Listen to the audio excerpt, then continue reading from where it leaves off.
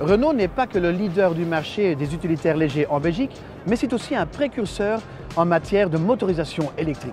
Et ça se traduit dans une gamme de camionnettes entièrement électriques. Ce n'est donc pas une surprise que Renault a pour nous une première électrique aujourd'hui. L'attention se tourne évidemment vers le Traffic Van E-Tech 100% électrique qui sera commercialisé dans les prochains mois, si je me trompe, c'est juste? C'est juste. Alors Traffic Van E-Tech 100% électrique va continuer d'offrir les meilleures options en termes de longueur, de modularité ou de personnalisation des rangements pour les fourgons. Le véhicule va aussi avoir en équipement de base un chargeur qui pourra faire de l'AC 7 kW ou du 22 kW triphasé pour les charges accélérées sur borne publique. Ce qui signifie que l'utilisateur pourra vraiment faire sa recharge à la borne où il se trouvera. D'accord, donc c'est vraiment un véhicule mais super complet.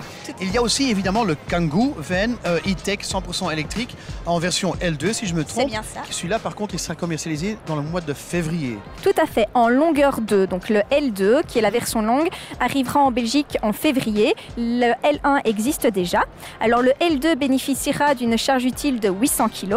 Il aura le meilleur volume de chargement, à savoir 4,3 m3 et 4,9 m3 avec la cloison pivotée. Il aura aussi une masse tractable de 1500 kg qui est vraiment au-dessus de la concurrence. Mais Kangoo Van E-Tech 100% électrique, c'est aussi une autonomie pouvant aller jusqu'à 300 km en cycle WLTP. Une autre nouveauté, ce sera donc dans le Renault Master, une nouvelle batterie, 52 kWh et donc une autonomie de 200 km. Est-ce que maintenant on a parcouru toutes les nouveautés de 2023? Alors presque, on aura encore l'arrivée du L2 de Kangoo Van version thermique. Alors c'est pas uniquement une version allongée, c'est vraiment une carrosserie spécifique.